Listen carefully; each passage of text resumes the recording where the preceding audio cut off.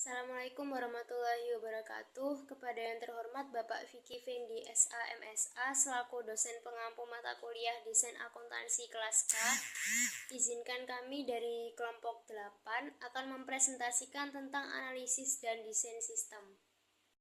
Sebelum memulai presentasi, izinkan kami untuk memperkenalkan anggota kami. Yang pertama ada Ade Irma Agustian dengan akhiran NPM 049. Yang kedua ada Erlinda Febriasci dengan akhiran NPM 104. Yang ketiga ada Puja Dwi Ramadhani dengan akhiran NPM 276. Yang keempat ada Koirun Nisa dengan akhiran NPM 277. Dan yang terakhir ada Yunita Anggraini dengan akhiran NPM 354. Saya Yunita Anggraini Setiawati, NPM 22013010354. Yang pertama, teknologi informasi. Teknologi informasi mencakup perangkat keras, perangkat lunak, dan layanan untuk mengelola dan berbagi informasi. Perusahaan memanfaatkan teknologi informasi untuk meningkatkan produktivitas, kualitas layanan, dan pengambilan keputusan, menjadikannya kunci sukses dalam ekonomi global. Teknologi informasi juga mempengaruhi kehidupan modern, terutama dalam privasi data dan media sosial. Tantangan utamanya adalah menjaga keamanan data sambil tetap memberikan nilai bisnis.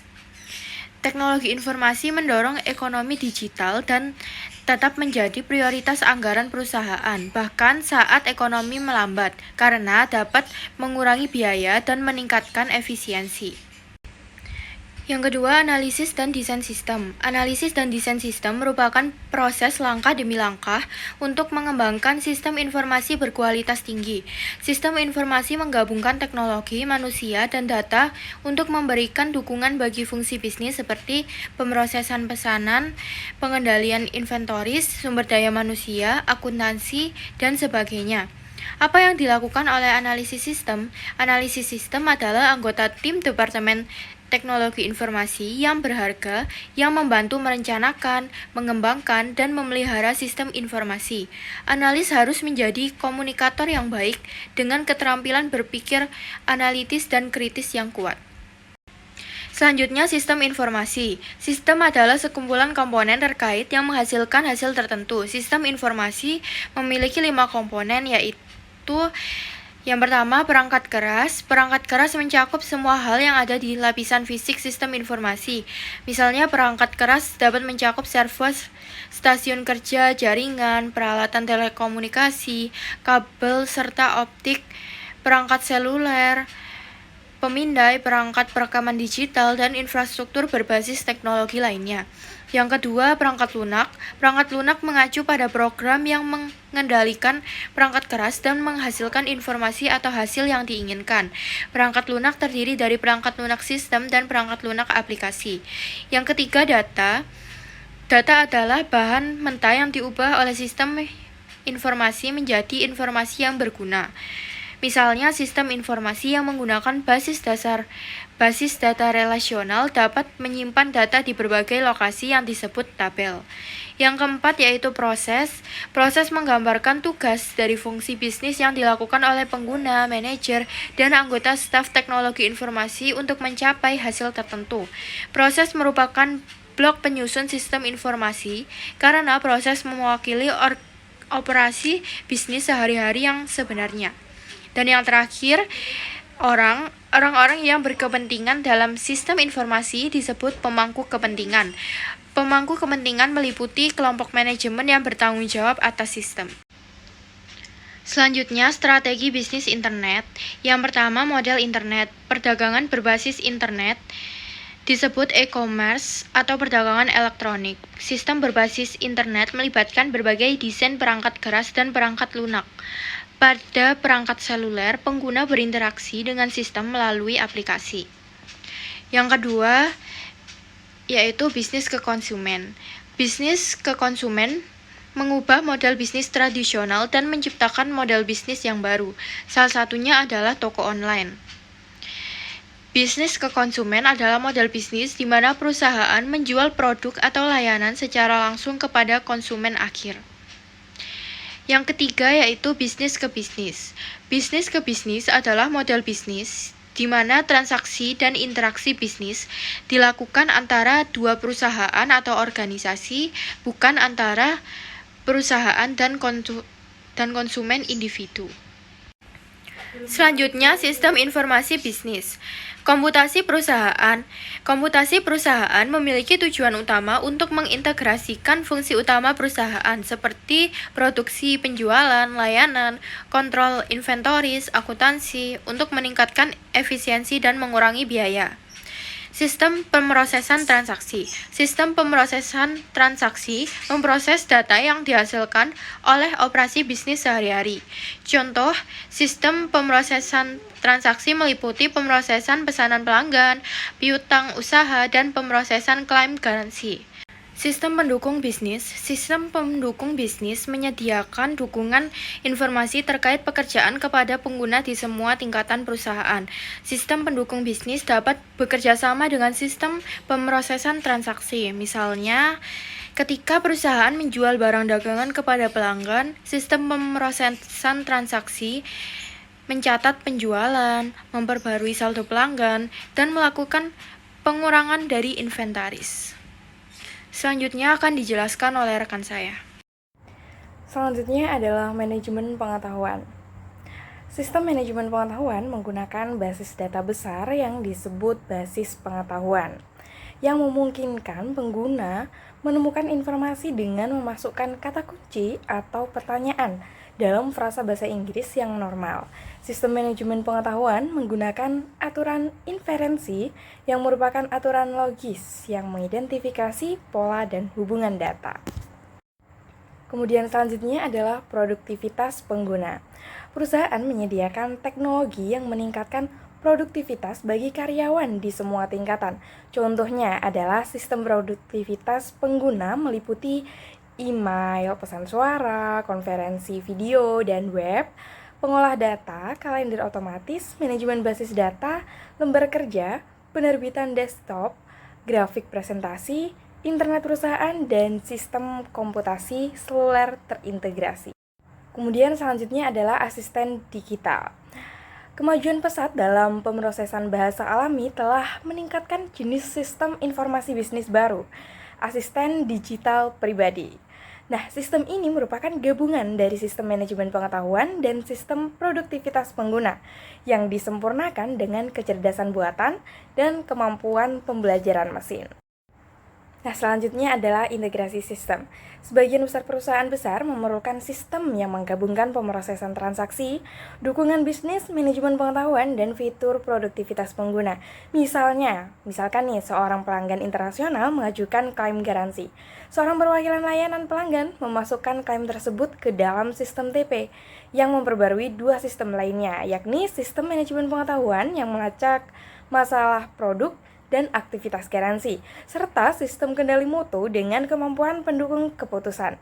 Seorang teknisi kendali mutu menggunakan analisis what if untuk menentukan apakah perusahaan harus membuat perubahan desain produk guna mengurangi klaim garansi. Dalam contoh ini, sistem TP diintegrasikan dengan sistem manajemen pengetahuan dan sistem pendukung bisnis dengan fitur pendukung keputusan. Selanjutnya kita akan mempelajari tentang model informasi organisasi.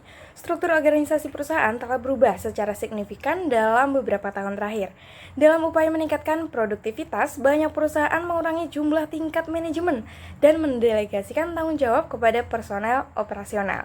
Meskipun bahkan organisasi modern cenderung lebih datar, hierarki organisasi masih ada di sebagian besar perusahaan.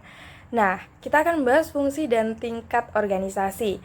Bisa diperhatikan untuk gambar yang ada di samping kanan, yakni yang bagian atas sendiri adalah manajemen puncak, di mana para manajemen puncak mengembangkan rencana jangka panjang yang disebut rencana strategis. Kemudian di bawahnya ada manajer menengah dan pekerja pengetahuan. Nah, tepat di bawah level manajemen puncak, sebagian besar perusahaan memiliki lapisan manajer menengah dan pekerja yang ahli. Nah, di sini mereka memberikan arahan sumber daya yang diperlukan dan umpan balik kinerja kepada para supervisor dan pemimpin tim. Kemudian di bawahnya ada supervisor dan pemimpin tim, yang sering juga disebut sebagai, maksudnya supervisor ini sering juga disebut sebagai pemimpin tim, yakni tugasnya adalah mengawasi karyawan operasional dan menjalankan fungsi sehari-hari. Nah, tepat di bawahnya, yakni yang bagian dasar adalah karyawan operasional, di mana karyawan operasional ini mencakup pengguna yang mengandalkan sistem pemrosesan transaksi untuk memasukkan dan menerima data yang mereka butuhkan untuk menjalankan pekerjaan mereka. Pengembangan sistem yang selanjutnya yaitu metode Agile. Analisis terstruktur adalah pendekatan tradisional dalam pengembangan sistem yang fokus pada perencanaan penyeluruh seperti cetak biru untuk bangunan. Sebaliknya, metode Agile adalah mengembangkan sistem secara bertahap dengan prototipe yang diperbaiki dan disesuaikan sesuai umpan balik pengguna. Pendekatan ini menekankan fleksibilitas, literasi, dan kolaborasi berkelanjutan yang berasal dari konsep produksi mobil Jepang. Model spiral diperkenalkan oleh Barry Boehm pada tahun 1990-an menggunakan literasi untuk mengumpulkan umpan balik dan menyempurnakan sistem. Meskipun metode Agile fleksibel dan adaptif, ada risiko yang terkait seperti dokumentasi yang kurang, akuntabilitas yang tidak jelas, dan potensi biaya serta waktu pengembangan yang meningkat jika tidak diterapkan dengan baik. Analis harus menimbang pro dan kontra sebelum memilih metode pengembangan. Yang selanjutnya yaitu pembuatan prototipe. Pembuatan prototipe adalah metode pengembangan sistem yang digunakan dalam analis terstruktur, berorientasi objek, dan metode tangkas. Prototipe adalah versi awal sistem yang memungkinkan pengujian konsep, masukan, keluaran, dan antarmuka sebelum keputusan akhir dibuat. Ini mempercepat proses pengembangan dan dapat berfungsi sebagai model awal atau berkembang menjadi sistem akhir. Namun pembuatan prototipe juga memiliki resiko seperti keputusan yang dibuat terlalu dini sebelum pemahaman penuh tentang masalah bisnis atau TI tercapai. Jika didasarkan pada penemuan fakta dan pemodelan yang tepat, prototipe dapat menjadi alat yang sangat berharga. Yang terakhir yaitu alat. Semua metode pengembangan sistem didukung oleh perangkat yang membantu analis, mengembangkan, dan mengelola dan memelihara sistem informasi besar. Perangkat ini mencakup manajemen siklus hidup manusia, lingkungan pengembangan terintegrasi, dan rekayasa sistem berbantuan komputer. Selanjutnya yaitu Departemen Teknologi Informasi. Departemen TI bertanggung jawab untuk mengembangkan dan memelihara sistem informasi serta menyediakan dukungan teknis yang mencakup 7 fungsi utama. Fungsi-fungsi ini sering tumpang tindih dan berbeda antara perusahaan. Begitu juga dengan struktur Departemen TI. Di perusahaan kecil, satu orang mungkin menangani semua fungsi ini, sedangkan perusahaan besar biasanya memerlukan tim khusus untuk setiap fungsi. 7 fungsi utamanya yakni yang pertama, pengembangan aplikasi, yaitu kelompok pengembangan aplikasi TI biasanya memberikan kepemimpinan dan panduan umum, sementara tim yang terdiri dari pengguna, manajer, dan staf TI bekerja sama mengembangkan sistem. Yang kedua yaitu dukungan dan keamanan sistem. Dukungan dan keamanan sistem bertanggung jawab atas perlindungan dan pemeliharaan perangkat keras dan perangkat lunak termasuk sistem komputasi perusahaan, jaringan, dan infrastruktur TI. Mereka mengelola dan memantau perangkat keras, perangkat lunak, serta prosedur keamanan fisik dan elektronik, serta memasang dan mendukung sistem operasi, perangkat lunak, telekomunikasi, dan basis data terpusat. Yang ketiga yaitu dukungan pengguna. Dukungan pengguna sering disebut meja bantuan, menyediakan informasi teknis, pelatihan, dan dukungan produktivitas bagi pengguna. Yang keempat, administrasi basis data. Administrasi basis data mencakup desain, manajemen, keamanan, pencadangan, dan akses. Yang kelima, administrasi jaringan. Administrasi jaringan meliputi pemeliharaan, dukungan, dan keamanan perangkat keras dan perangkat lunak jaringan. Yang keenam, dukungan web. Dukungan web mencakup perancangan dan pembangunan halaman web, pemantauan lalu lintas, pengelolaan perangkat keras dan perangkat lunak, serta integrasi aplikasi berbasis web dengan sistem informasi perusahaan. Yang ketujuh, jaminan kualitas. Departemen TI besar sering memiliki tim jaminan kualitas yang meninjau dan menguji perubahan aplikasi dan sistem untuk memastikan spesifikasi dan standar kualitas perangkat lunak terpenuhi. Selanjutnya, analis sistem. Seorang analis sistem bertugas menyelidiki, menganalisis, merancang, mengembangkan, memasang, mengevaluasi dan memelihara sistem informasi perusahaan. Mereka secara rutin berinteraksi dengan pengguna dan manajer, baik di dalam maupun di luar perusahaan. Yang pertama yaitu peran. Seorang analis sistem berperan sebagai penerjemah antara kebutuhan bisnis dan pengembangan sistem TI. Mereka menggunakan model diagram dan tabel keputusan untuk menjelaskan proses bisnis kepada programmer dan menguraikan isu teknis kepada manajer non-teknis. Yang kedua, pengetahuan, keterampilan, dan pendidikan. Analis sistem yang sukses membutuhkan pengetahuan teknis, keterampilan komunikasi, pemahaman bisnis, dan kemampuan berpikir kritis. Persyaratan pendidikan bervariasi dan analis harus proaktif dalam mengelola karir serta pengembangan profesional di pasar TI yang cepat berubah. Yang ketiga, sertifikasi. Sertifikasi dari perusahaan perangkat keras dan perangkat lunak mengonfirmasi pengetahuan dan keterampilan profesional TI melalui uji standar, memberikan pengakuan, dan memfasilitasi pembelajaran keterampilan baru. Yang keempat, peluang karir. Permintaan untuk analis sistem tetap kuat dengan pertumbuhan teknologi informasi dan e-commerce. Jabatan ini bisa memimpin ke posisi manajemen puncak dan memiliki cakrawala luas dalam bidang teknis dan bisnis. Yang kelima, teknologi informasi. Analis sistem perlu melacak tren teknologi informasi karena mempengaruhi bisnis, karir, strategi perusahaan, tren utama seperti metode agile, komputasi awan, ilmu data, perangkat seluler, dan media sosial mengubah operasi bisnis dan membuka peluang karir baru. Komputasi awan mengurangi biaya infrastruktur, sementara ilmu data dan pembelajaran mesin membantu mengelola big data. Perangkat seluler menggeser komputasi ke pengguna dan media sosial memiliki dampak besar pada masyarakat dan bisnis perusahaan. Perusahaan kini menggabungkan produk dan layanan untuk memberikan solusi yang lebih bernilai. Baik, sesi pemaparan materi telah selesai. Kurang lebihnya kami mohon maaf. Wassalamualaikum warahmatullahi wabarakatuh.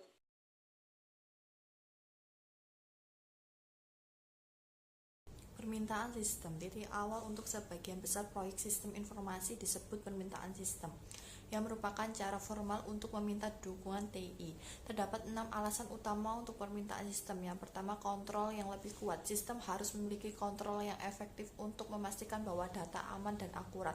Yang kedua yaitu biaya yang diurangi.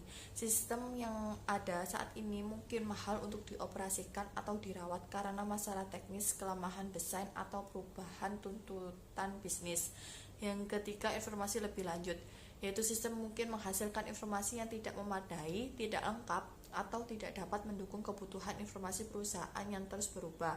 Yang keempat, kinerja yang lebih baik. Sistem saat ini mungkin tidak memenuhi persyaratan kinerja. Yang kelima yaitu layanan yang lebih baik. Permintaan sistem seringkali ditujukan untuk meningkatkan layanan kepada pelanggan atau pengguna di dalam perusahaan. Yang keenam yaitu dukungan lebih banyak untuk produk dan layanan baru. Produk dan layanan baru seringkali memerlukan jenis atau tingkat dukungan TI yang baru. Faktor-faktor yang mempengaruhi proyek sistem. Yang pertama, faktor internal. Faktor internal meliputi 1. Rencana strategis. Rencana strategis perusahaan menetapkan arah keseluruhan bagi perusahaan dan memiliki dampak penting pada proyek TI. Yang kedua, manajer tinggi. Karena dibutuhkan sumber daya yang signifikan, manajemen puncak biasanya memulai proyek berskala besar. Yang ketiga, permintaan pengguna. Karena pengguna lebih mengandalkan sistem informasi untuk menjalankan pekerjaan mereka, mereka cenderung meminta lebih banyak layanan dan dukungan TI.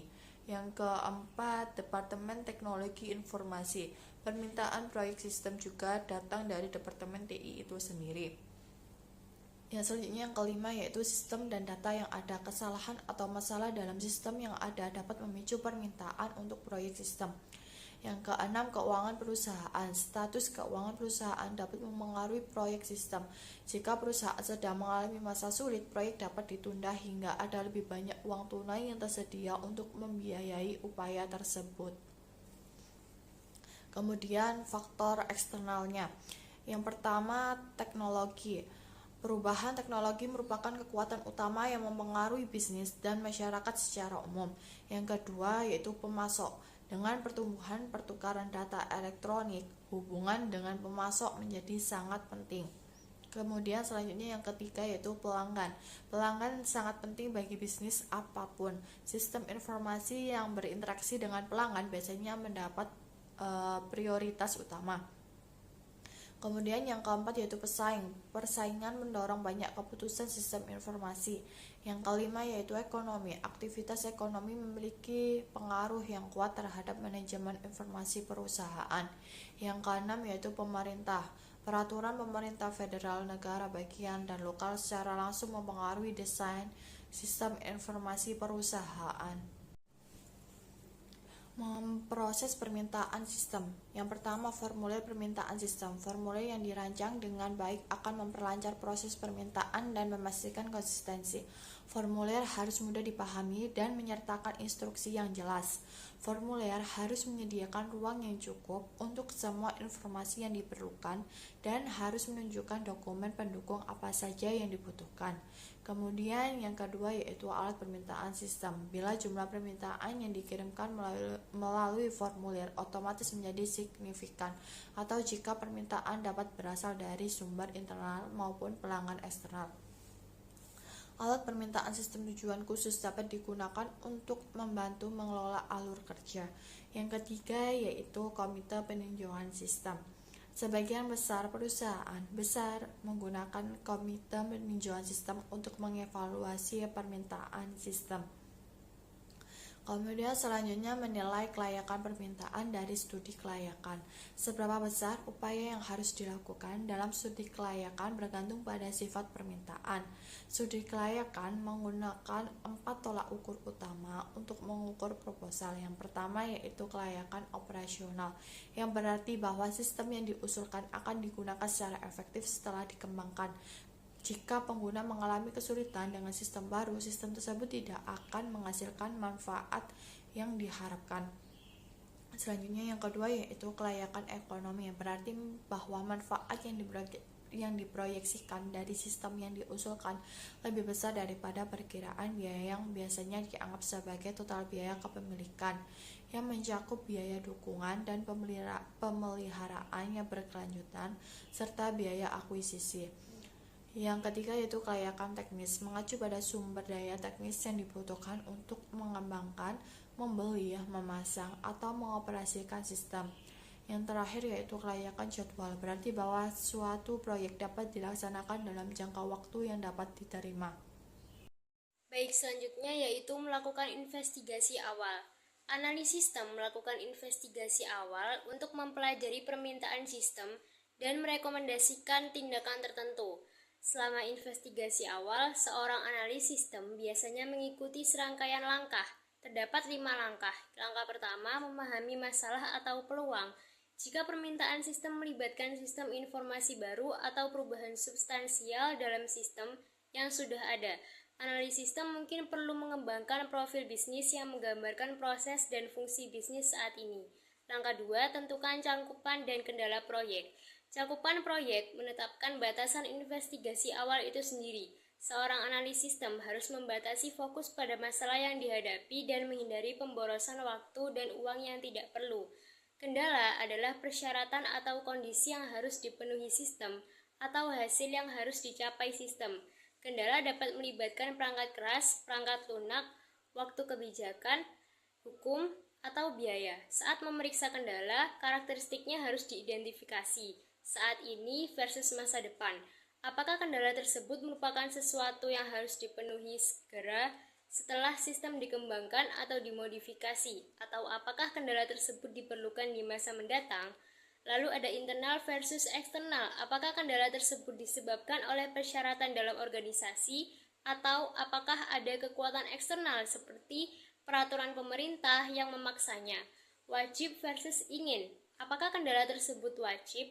Apakah benar-benar penting untuk memenuhi kendala tersebut atau sekedar diinginkan? Baik, untuk langkah selanjutnya, langkah ketiga, lakukan pencarian fakta. Tujuan dari pencarian fakta adalah untuk mengumpulkan data tentang kegunaan, biaya, manfaat, dan jadwal proyek. Bergantung pada informasi apa yang dibutuhkan untuk menyelidiki permintaan sistem, pencarian fakta mungkin memakan waktu beberapa jam, hari, atau bahkan minggu. Lalu langkah yang keempat yaitu menganalisis kegunaan proyek, biaya, manfaat, dan data jadwal. Kegunaan proyek, biaya, manfaat, dan data jadwal Selama pencarian fakta, data dikumpulkan tentang perkiraan biaya proyek, manfaat yang diantisipasi, dan masalah jadwal yang dapat mempengaruhi implementasi. Sebelum kelayakan dapat dievaluasi, data ini harus dianalisis. Dan langkah yang terakhir yaitu mengevaluasi kelayakan. Langkah selanjutnya adalah menilai kelayakan proyek. Pedoman yang harus dipertimbangkan yaitu kelayakan operasional, kelayakan ekonomi, kelayakan teknis, dan kelayakan jadwal. Baik, selanjutnya tinjauan umum manajemen proyek. Seorang manajer proyek akan membagi proyek menjadi beberapa tugas, menentukan urutan tugas yang perlu dilakukan, dan memperkirakan berapa lama waktu yang akan dibutuhkan untuk menyelesaikan setiap tugasnya. Nah, dengan informasi ini, bagan atau bagan PERT atau CPM bisa digunakan untuk menjadwalkan dan mengelola pekerjaan. Microsoft Project adalah alat manajemen proyek populer yang dapat membantu membuat dan kemudian memantau rencana proyek, melaporkan kemajuan, dan menggunakan manajemen resiko untuk mempermudah seluruh proses bagi semua orang. Lalu, membuat struktur rincian pekerjaan. Struktur rincian kerja melibatkan pemecahan proyek menjadi serangkaian tugas yang lebih kecil. Sebelum membuat rincian pekerjaan, dua jenis bagan utama harus dipahami, yaitu bagan GAN dan bagan CPM. Bagan GAN yaitu bagan batang horizontal yang mewakili serangkaian tugas. Posisi batang menunjukkan waktu mulai dan berakhir yang direncanakan untuk setiap tugas, dan panjang batang menunjukkan durasinya. Pada sumbu horizontal, waktu dapat ditunjukkan sebagai waktu yang telah berlalu. Bagan GAN juga dapat menyederhanakan proyek yang rumit dengan menggabungkan beberapa aktivitas ke dalam kelompok tugas yang berisi tugas-tugas tambahan. Hal ini memungkinkan proyek yang rumit untuk dilihat sebagai serangkaian modul yang terintegrasi. Lalu struktur selanjutnya yaitu bagan PERT atau CPM adalah teknik bottom up karena menganalisis proyek besar dan kompleks sebagai serangkaian tugas individual, seperti piramida yang dibangun dari bawah ke atas menggunakan blok-blok individual. Untuk membuat bagan CPM, pertama-tama identifikasi semua tugas proyek dan perkirakan berapa banyak waktu yang dibutuhkan untuk menyelesaikan setiap tugas. Selanjutnya, tentukan urutan logis di mana tugas-tugas harus dilakukan. Baik, sesi pemaparan materi telah selesai. Kurang lebihnya kami mohon maaf. Wassalamualaikum warahmatullahi wabarakatuh.